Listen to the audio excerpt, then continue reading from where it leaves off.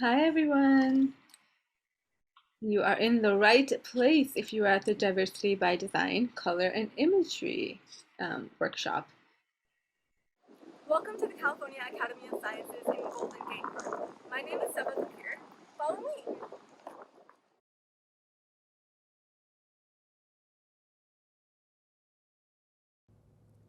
You may have seen the amazing aquarium where our African penguins swim and play. The planetarium where we can travel from the Earth's core to distant galaxies. Our rainforest inside its 4-story glass bubble. Or the swamp that's home to Claude, our famous white alligator.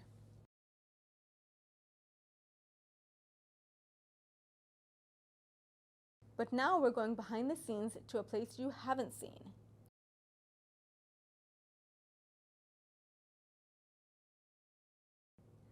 This is Creative Studio, where our design team creates all of the museum's posters, signs, and other printed and digital artwork.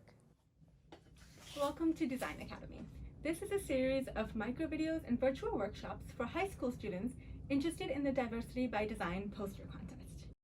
So if anyone hasn't been at the Academy, I hope you've officially seen more of the Academy than some people will ever get to when they come in person, because now you've seen Design Studio as well.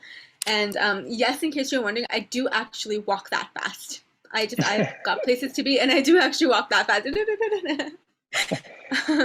I love how the right. dinosaur has a mask.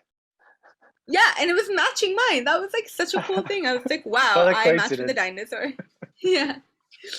Okay, so while we wait for a few more people to come, we're gonna go over some some graphic design trivia. You may or may not know this. So there's gonna be a question and there's gonna be an answer. And if you think you know the answer, go ahead and put it in the chat. We want to see. So our first question is, which of these colors below is the Pantone 2021 color of the year? Is it living coral, illuminating, greenery, classic blue, or ultraviolet? All right, go ahead and put it in the chat if you think you know. The Pantone color of the year. I think when you find out what it is, I think you're not going to be surprised, because this color has been everywhere recently.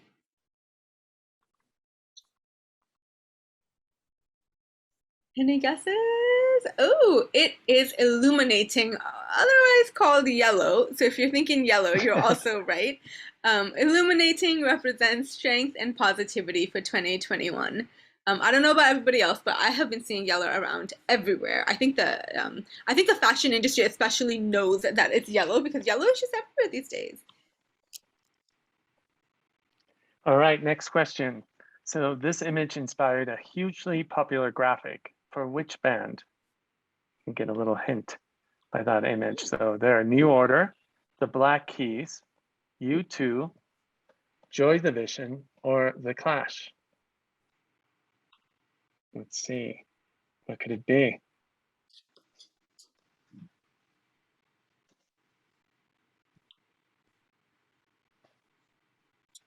Oh, I love that. It's the Joy Division. I know. I used to have a t-shirt of that. Yeah. That, I actually didn't know that. I was like, that looks so familiar. Where have I seen that? So yeah, now you know. Alrighty. Next one. When were the first emojis created? Which year? Oh my gosh. Okay. I love these samples of like the earliest emojis, and I love how the poop emoji is there. Like, honestly, that was one of the first emojis created. Okay. 1984, 1997, 1999, 2003, or 2011. 2003, Jen is wondering 2003. Ooh, yeah. That is totally believable. If it's 2003, I wouldn't be surprised. But does anyone have any other guesses? Which year? 1997. Ooh, it is 1997. Yeah. SoftBank released a mobile phone with the world's first known emoji set. Cool. Yeah, these are, totally, it makes sense how this is where it started, and now we have these super detailed emojis. All right, next questions. The Academy's creative studio team has the same number of creatives as the SFMOMA's in-house design team. Guess how many people work behind the scenes? Is it 3, 10, 16, 21, or 30? This is a trick question.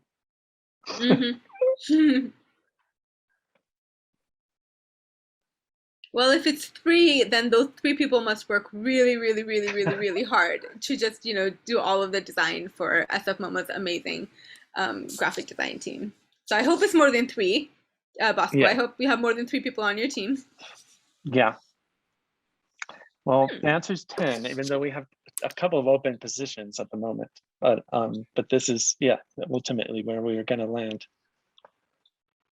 Yeah, and these are sort of the similar different expertise that both teams practice.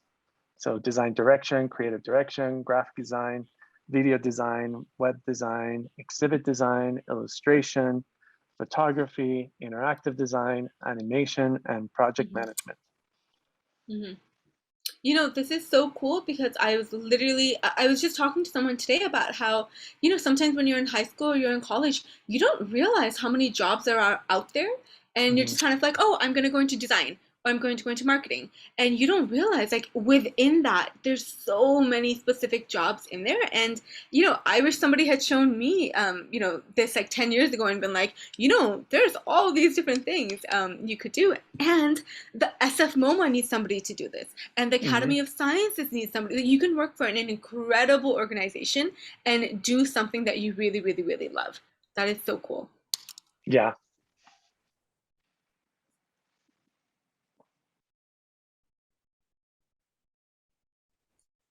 All right, so now for our introductions. I'm sure you're all wondering who I am and who Bosco is. So my name is Saba Tauqir. I am a marketing coordinator in the Expanded Learning and Youth Engagement team at the California Academy of Sciences. So that was me that you saw walking around in that video giving you a little tour. And who is Bosco? I'm Bosco Hernández, and I'm the design director at SFMOMA, SFMOMA's design studio. Okay, before we get into our discussion about color and imagery, because that is what the focus of this workshop is, Bosco, I have a few questions for you just so we can get to know you a little bit better. So, Bosco, when you were in high school, what was your dream job? Well, I remember in high school, I would, back then, seems like ages ago, I would buy records or CDs, and I remember looking at the covers of the CDs and play the music and stare at the lyrics and the typefaces and how I'm trying to connect how the design matched the music. And so design was something that's when I first started to get interested in design. And then I joined my high school newspaper, and that was when I thought of becoming a designer. Oh my gosh, that's such a funny coincidence because I was also on my high school. I was on the yearbook and I was also on the newspaper. And if you wanted to be on the newspaper, you had to learn InDesign. And I was like, well, I guess I'm learning InDesign. That's so Exactly. interesting. I wonder how many designers there are in the world who like started in high school with their high school newspapers, right? Exactly. Yeah, who knew? Who knew it was going to turn into a career at that point, right? Cool. Okay, and how did you end up how did you go from high school, being on your high school newspaper to becoming a design director? Well, I grew up in Mexico City, and then I just applied to go to school, and then I started working at a small design firm, and we worked on some nonprofit. This was actually the start of the .com bust, so it was really hard to get a job back then. So I actually started working at a Papyrus, one of those card shops first. Yeah. But then I ended up getting a job eventually, and then ended up covering someone at maternity leave at the museum, and then before you knew it, many years later, became a design director. Oh my gosh, that's so cool. I love that. So high school, high school newspaper, which is that's something a lot of people do, right? And it's so interesting that you kind of started your passion over there. And then you were working at a store, which I'm sure you were surrounded by great design all the time, right? And do you feel like you were just like inspired all the time? Yeah, I mean, card shops are fun and you get to, I don't know, wrap gifts, and I love wrapping gifts. That was fun. Yeah. Alrighty. Well, speaking of fun, you led us right into my next question. What's the most fun thing about your current job? Well, I love working obviously with the many artists that are that we exhibit, but I think one of my favorite things is working with a team, the design studio team that is currently also here with us, and we have regular meetings every week where we share our work, and it's so fun to see what how talented they are and all the creative ideas that they Hmm. come up with. And we also have meetings that we each of us facilitates that are also one of my favorite meetings that we call Jedi meetings, are the Justice, Equity, Diversity, Inclusion meetings. And this is where we get to work on projects like this. So yeah, those are a few of my favorite things. I love that. So the team that you work on, and also like the kind of almost seems like the non-traditional parts about your job too. You seem to like them, which maybe because you work at SFMOMA, it's like it's a unique organization that kind of gives you the space to work in on these other projects too.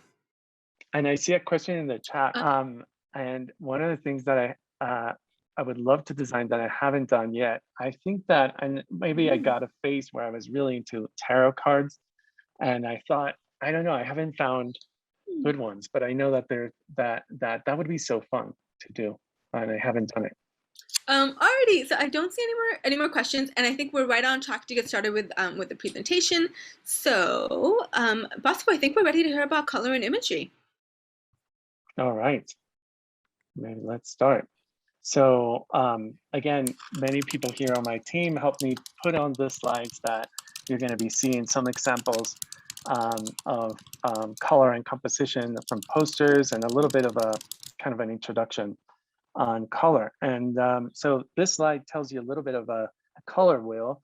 And one thing to note here is that there's really three primary colors where all the colors are based on, and those are red, yellow, and blue. And when you actually mix those two colors, you get, when you mix red and yellow, you get orange. And when you mix blue and red, you get purple, and yellow and blue, green. That's how you set out the secondary colors. Now, when you go to the next slide, if you keep mixing like that, you get even a wider range of variations that you can see on the left side, which are the tertiary colors. But what I think is super interesting about the color wheel is that it helps you see and find complementary colors.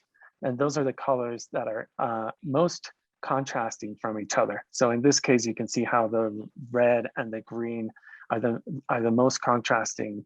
And that means that when you put them next to each other, they'll have a stronger impact.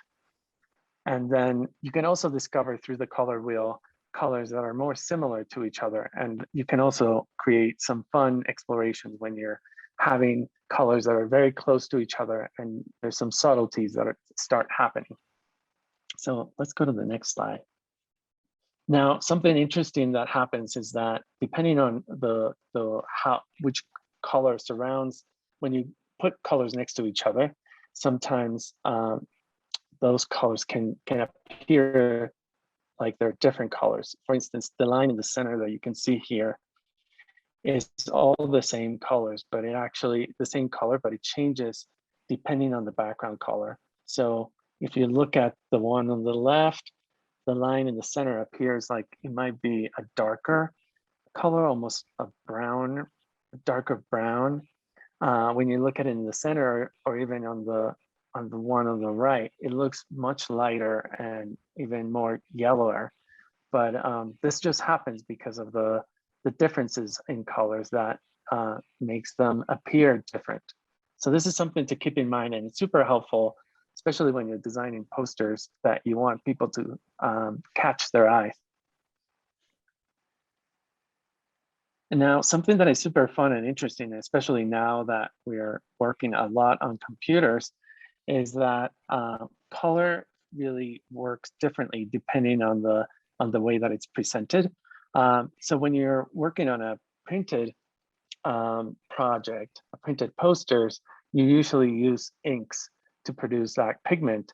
And when you're using a screen, you use light to create that pigment. So the little diagram on the left shows you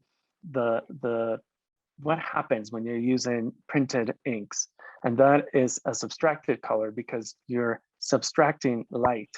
The inks actually are blocking the light, and that's why it's called subtracting. So when you put color on top of each other, it ends up creating black. If you were to put every ink, all the 100% of each of those colors, you would have a rich black. But when you have, when you're working with screens, because the color comes as light, when you add them together, it becomes brighter light. So that's why the center is white, and that is called additive color. And I'll show you in the next slide the example of, for instance, this is an artist that we've collaborated with at SFMOMA. Her name is Fabiana Rodriguez, and you can see two examples, even though this is a screen representation of them. If you look, yeah, exactly. The one on the left uses CMYK, and so it's made up of this tiny little dots that are overlapping each other, and that's how they're creating different colors by overlapping. And the one on the right uses the RGB method. And if you can go to the next one, we can see a little zoom effect here that would explain sort of that effect. And you can see how even the blacks on the one on the right look a little richer, perhaps because we're looking at it on a screen, than the one on the left. So this is a little of a introduction to some of the color things that we think about at the museum all the time.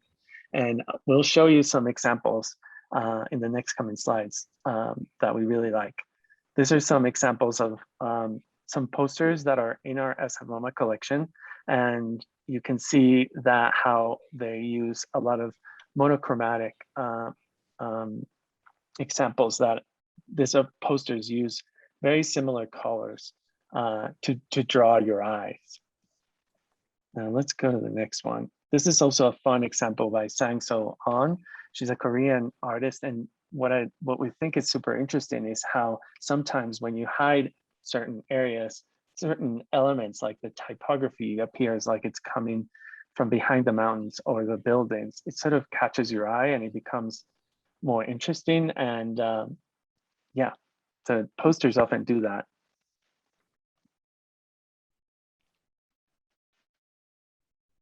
Some other interesting examples from our collection are this two posters that are very close in time. They were both in the 60s or early 70s.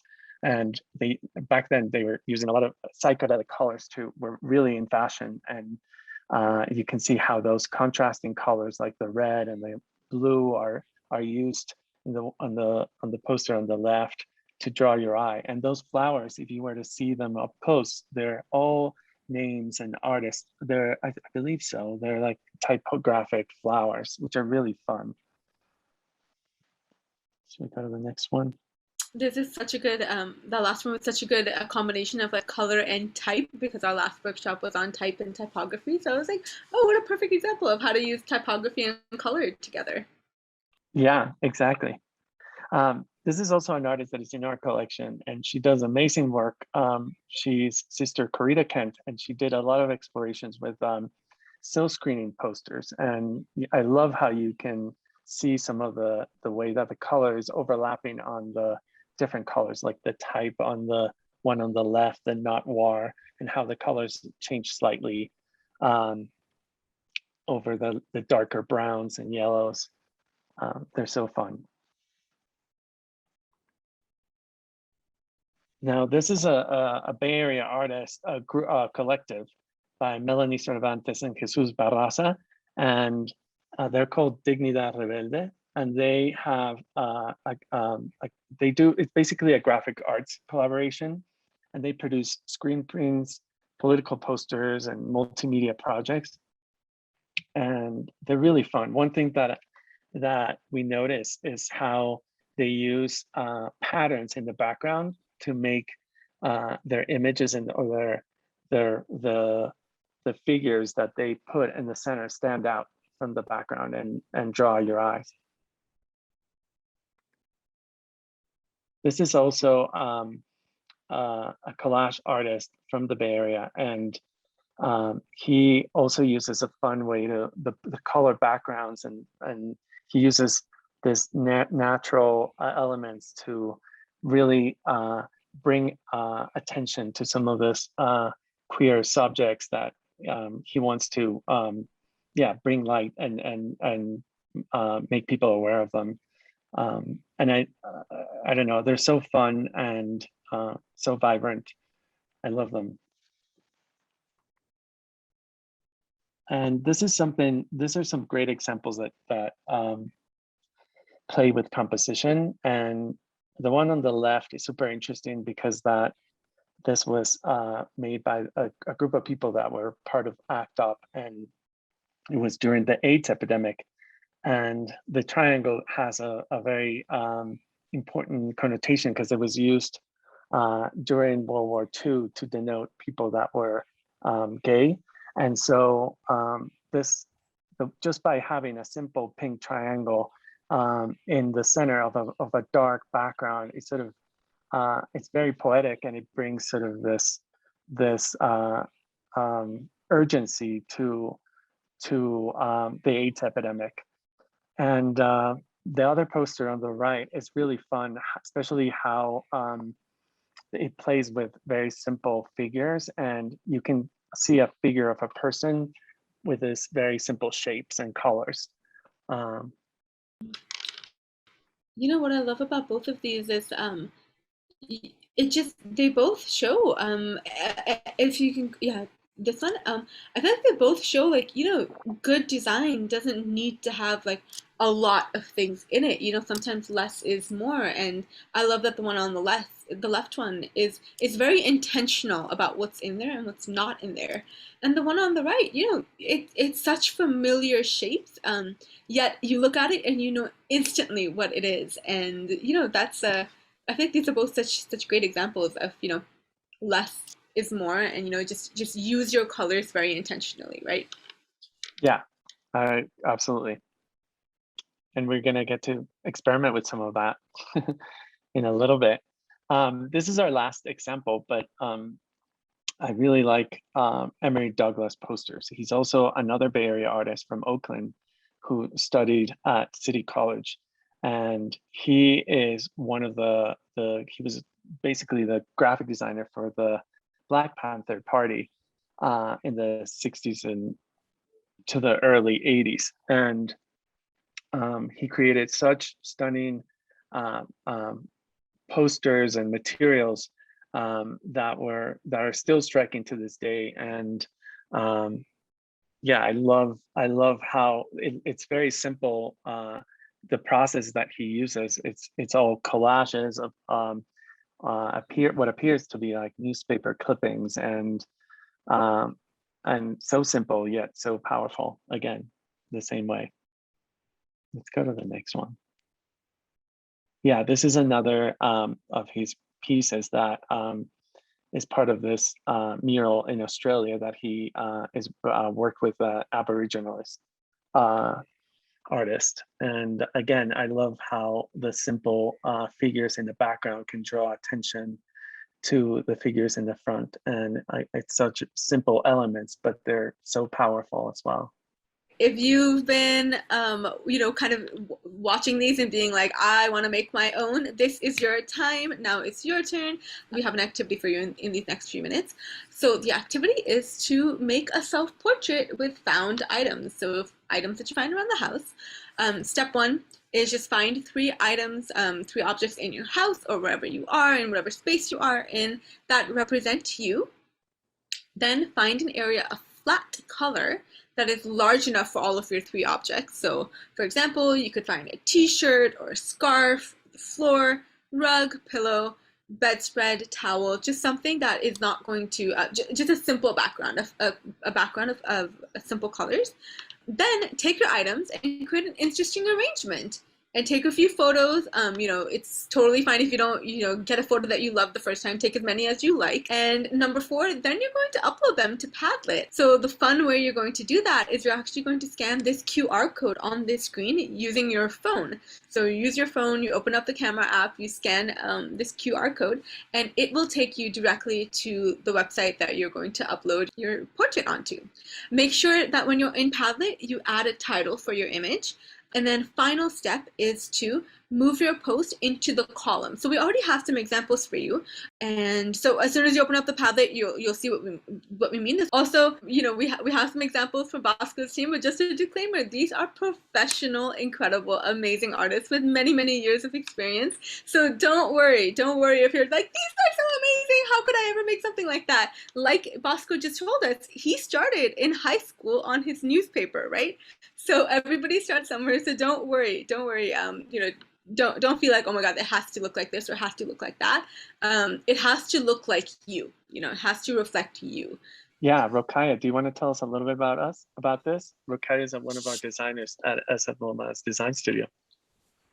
Yes, so here are some examples that our team made last year just using found objects around our homes or at work. So the first one is Adalberto's with things that he found at home that he felt like represented him well. There's his plants, some records, a book, his projector. In the middle is Jody's desk at work, and it's super colorful. She has a lot of paint swatches from exhibitions that she was working on. And then on the right is mine with things that I found around my house, things that I felt like represented me. I also really wanted to include that tiny disco ball because I love that disco ball. There's a couple more examples on the next slide. We have Michelle's, which is super simple, going back to less is more. Michelle really embodied that with her self-portrait. And then we have Summers in the middle, who went the opposite way, went full maximalist and got a bunch of prints from her friends and laid them out and other found objects from her home. And then on the right, we have Bosco's, and his is from different pieces that he had on his desk. And as you can see, all of our examples are super different. We all just found things that spoke to us and composed them in ways that we felt worked. So there's no wrong way to do this. Exactly. Love that. All right, let's do it. Alrighty, so your time starts now. And then we'll review them. We're going to go over all of them together. We're just going to see what everybody comes up with. Alrighty, we'll see you in 10 minutes then. These are so fun.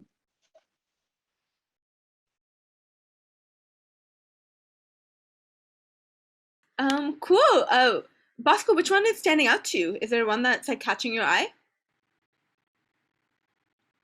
Well, I love I don't know why I'm drawn to faces. And that's the first one. There's a little smiley face in the white and pastel that I think is super interesting. I want to see up close. Oh my gosh, I missed that. That's so cool. Oh, I love that. That's super cool. I love how they're kind of like untraditional shapes, but they all like come together and they make a smiley face. Yeah. That's so How about cool.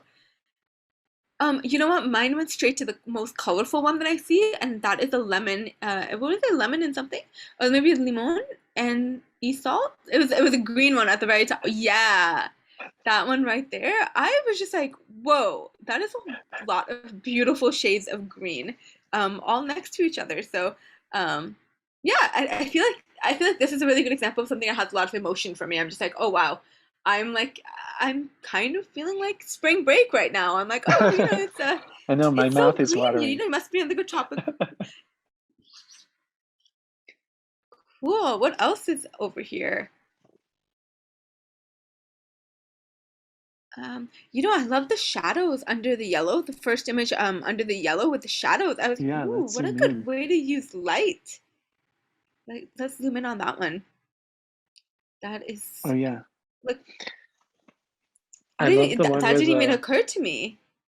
the yeah, under the yellow, the mask. It's so great. I was thinking about that. We wear it. It's so much, masks are such part of our identity that we just see a mask and he almost already looks Oh, like a wow. face. It's a cyclop. I am super impressed. Like, wow, you found these items, you put them, in a beautiful spot in your home, and you're able to take this great photo. Wow. Um, what else do we I see in like the here? lit my heart on fire. The background does make it very like Oh yeah. it's very precarious. It could ignite any moment. I love that's a great example of contrast. Those colors are popping so much between that white and that red. It almost makes me think of like Christmas. Like I'm almost thinking of like a snowy day and like a red coat or something like that. But that's a really interesting way to label it too. Lit my heart on fire. Wow. I see a cactus. Where am I seeing a cactus? I keep seeing like a little what is this? This is so fun. Is that like a lamp? That is so cool. Yeah, we sell those at the Lighthearted museum and store. bright. Oh, really? Just a Oh plug my here. They're gosh. fun. Super cool. Let's zoom out. I know there's more in here that we haven't chatted about. So there And chime in is if you have other favorites. I know. I'm gonna yeah, call out people which from one my is standing team. out to everybody else? Can we zoom in on the Mad? Maybe I should open it on my computer. The Mad magazine. I was always into Mad magazine. That's so fun. I wonder Oh, what that cool. mouth is and nose. Is that from a toy? It's so interesting to just see the things that people have around their houses too. I'm just like, oh wow, you had that and you like made a portrait out of it. Yeah. Um, this blue one, I think what's interesting about this is they're almost using like photography in a fun way. It's both color and imagery, but it's like it brings in a sense of type of photography as well because they're kind of playing with the aperture and they're playing with like the focus. So Yeah, that was really exactly. interesting how they focused in on the plant and then everything else is blurry. Yeah, I love that. It Like, feels also they go well together with maybe the this other is lemon. somebody who yeah, yeah, true. Yeah, that's true. Maybe that's why we both got the same impression. Do I see a dog? Old play and no work. Is that a puppy? There's a dog somewhere. Oh, I thought that was a rug. That is a dog? Oh, I you're don't know which so part right. of the dog is. It is. Yeah. It's great. Wait, now I'm seeing all kinds of things. Like if you told me if it was like a rug or like a fuzzy something, I would believe you. But it also now I'm seeing the dog outline in there too. It's yeah, I'm hungry, I guess. Also Alrighty, looking at those that's. chips. Thank you everyone for doing that activity with us. And thank you for your creativity. Thank you for sharing your creativity with us. Yeah, I know. Jody, if you're around, do you want to talk a little bit about this? I don't know if she's still here. I am here, yes. Yes, Jody works with us at the museum and she's working on this exhibition. Okay, yes, I sort of got information together more about Emory Douglas himself, but I don't know if people know much about him. He was the Minister of Culture and the revolutionary artist for the Black Power Party. And he's mainly known for his work with the party and as you saw in his posters, a real use of graphic design, photo collage, cartoon, and text. He is currently a mural is being painted that is his concept. It's being painted by other folks called Reparations. And as is noted by the curator of the exhibition, Unji Ju, who's a curator of contemporary art, it's a condemnation of the violent exploitation of people of African descent who were forced to sacrifice their labor and lives to the chattel slavery system upon which this country was built. And but it's also a mural that looks a little bit sort of bright future, but it's being painted currently on the second floor at the museum. You do not have to pay to see this because it's in an open area. So it's really a strong graphic mural that's really powerful message. Yeah, and also there'll be a gallery next to it that will have this interpretive gallery that will tell you all this processes for making posters, which will be super fun and interesting. And it'll be opening soon. So yeah, it opens in September 25. Yeah, and a real wide array of posters that Adalberto, one of our exhibition designers, is designing. So it's a really nice accompanying little installation. Yeah, so check it out. Yeah. And well, that's the next slide, I guess, to apply for this poster competition. Here's some more information about the about how to apply to the contest. So we hope you'll enter. The deadline is October 10th, and it's free to enter. And there are multiple prizes. There's going to be multiple winners. And I think the coolest prize of all, y'all can disagree with me, but I think being able to walk into the academy and see your design on the wall is like the coolest thing. People come from all over the world to the academy, right? So I think that's already really cool, but the academy upped its game and was like, hey, there's even more prizes. So part of it will be being exhibited at the museum, but there's also going to be more prizes too. So I hope you all will apply. I hope you will tell your friends. I hope you will tell your, anyone that you know in the Bay Area who might qualify for this. So mark your calendar. Do not miss this deadline. Yes, do it.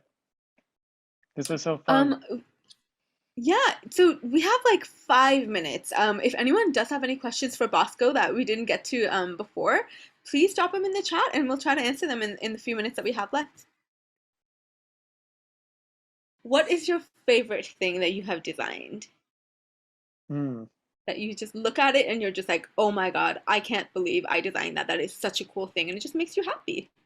Oh my God, that's such a hard question because I'm always so hard on myself, honestly. But I think that I remember when I first started working at the museum, I had this multimedia art exhibition, and I remember I hadn't done exhibition graphics before, and it was so fun to work on this exhibition. And I was trying to do something where I was layering different vinyl applications. And we got a sample of those applications. And I still, like you saw, I have so many things on my desk, but I still have that little test on my desk. And it's so fun to see it. Just when you have an idea and you end up kind of trying it out and experimenting, it's so fun to see it actually realized. So I love that. Oh, I love that. That's so cool. A question that we had in the last workshop too, which I thought was so great, was also if you have advice, do you have advice for, for someone else who may be on their high school newspaper and they're like, hey, I want to be, I want to work at the academy or the SFMOMA or doing design one day. Do you have some advice for them for, their future career? I would advise to participate in events like this, like the poster competition, or there's a lot of opportunities that many organizations, I know SFMOMA does internships, and there are many artist organizations. If you want to work at a museum, an art museum that that need graphic design work. So just like some of the artists that we show you the examples, there's so many messages that need to be communicated. I'm sure that if you feel passionate about it, you can just, you know, have, as we showed, you can do create images and put content together and either post it through social media, or there's many ways to amplify your voice and yeah, make yourself heard through design. So that's my advice. I love that. I love what you said about using social media, because I think a big change that's happened in like the last 10, but more, I think like maybe 15 years, is the power of just being able to publish your own designs. Like it is literally in the palm of your hand. You no longer have to wait for somebody to say, yeah, I like your design, we're gonna print it in this. You can literally just go on to Instagram, make your own Instagram, make your own whatever platform you want, and be like, these are my designs, and just start putting it on there, creating a portfolio, right? So Yeah, I feel like the barrier to entry has been lowered, because it's just like nobody's stopping you, right? Nobody's saying, oh no, you don't, we can't give you an audience for your work. It's like, if you make it, you kind of control what that reach is going to be. So that's really interesting. that's right. Okay, I think we are at time, so we'll wrap it up here. And thank you everyone for coming. Thank you for coming. Thank you for bringing your talents and your questions. Thank you for having me. Yeah, thank you, Bosco. All right, take care, everybody. Bye, Bye-bye. everyone.